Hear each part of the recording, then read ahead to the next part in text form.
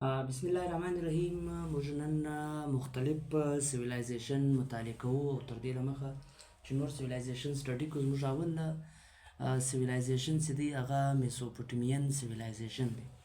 میزو اصل درمیان ته وایي، یعنې هغه سیویلایزیشن چې د دوو دریاو په منځ کې اوسي هغه ته موږ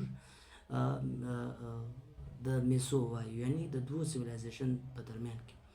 هغه د دوو دریاو په درمیان کې چې کوم سیویلایزیشن په منځ کې چې کوم سیویلایزیشن اوسي هغه ته موږ میسوپوټیمین سیویلایزیشن وایو. هغه دوی دریاوې چې دي هغه یو ټایګرس ریور دی او یو پیروټ ریورز دی.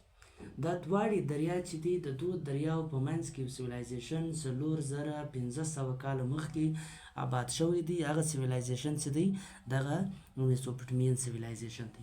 دا سیویلایزیشن په 19مه سنچري کې یو یورپین ارکیالوجیسټ وي چې دا سټډي یې کوي چې مختلف پورټریز، راین، نوادرات، آرټیفیکټس و دې ته ویل کېږي، مختلف کلیز دغه د خټو او د کشني کشني دا لیکونه پیدا کړو، دا نوادرات یې پیدا کړو، له دې څخه دا سټډي کوي.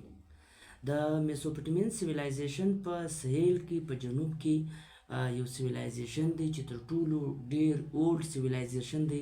هغه ته موږ سمیریان سیویلایزیشن یایو چې دا دلته آباد شوی دی.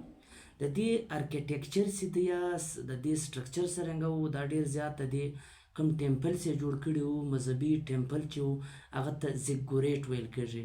د دې میسوپوټیمین سیویلایزیشن د دې کوم مذهبي مقدس ځایونه چې و هغه ته زیګورېټ ویل کېږي.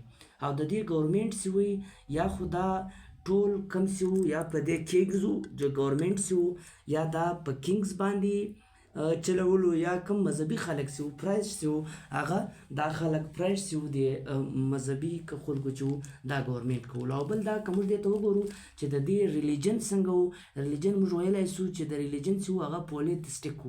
پولیتیسټیک مینز هغه خلک چې د ډېرو شیانو عبادت کوي، ګاډ اینډ ګاډسیز عبادت کوي. دا په اصل کې د زیګورېټ او د دې ریلیجن چې و دغه پولیتیسټیک و، یعنې ټیمپل چې و هغه زیګورېټ او ریلیجن چې و هغه پولیتیسټیک مینز هغه خلک چې ډېر مذهبونه چې وي مونوتیلیک نه وي، یعنې مونوتیسزم پر یوه مذهب باندې پر وحدانیت باندې یقین نه لري، پر ډېرو مذهبونو باندې یقین لري. بیا موږ دا ویلی سو چې د میسوپوټیمین سیویلایزیشن درې امپایرز و. هغه امپایرز کم و، دا امپایرز و دا له موږ سره درې ډېر مشهور امپایرز دی. یو چې دی هغه اکیډین امپایر دی، او بل چې دی بیبولین امپایر دی، او دریم چې دی له موږ سره هغه ایشیرین امپایر دی.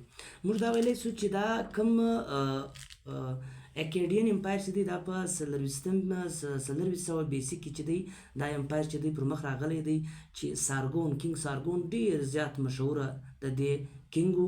او د دې رایټینګ سټایل چې و هغه کونیفایم رایټینګ و، یعنې رایټینګ دوی چې کوم رایټینګ کوئ هغه ته کونیفایم رایټینګ وایي.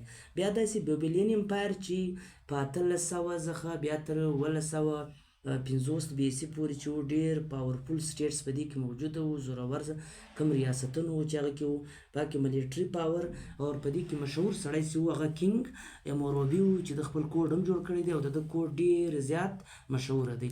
آخر چې بیا له موږ سره په دې کې میسوپوټیمین سیویلایزیشن کې دریم کم سیویلایزیشن و، هغه په 1480 کې چې و له موږ سره راغلی چې ډېر ارګنایزډ ارمي وه، او ویل کیروټ چې و، یعنې د دې کوم شیان چې ټرانسپورټ کول په دې کې ویل کیروټ ډیر زیات مشهور وو. نو دغه اصل کې میسوپوټیمین سیویلایزیشن دی چې د دې ګورمنټ د دې مذهبونه او دا کله آباد سو او څه ټیم آباد سو، نو دا په اصل کې دغه بیسیک انفارمیشن دی د میسوپوټیمین سیویلایزیشن په هکله باندې. ډیره مننه.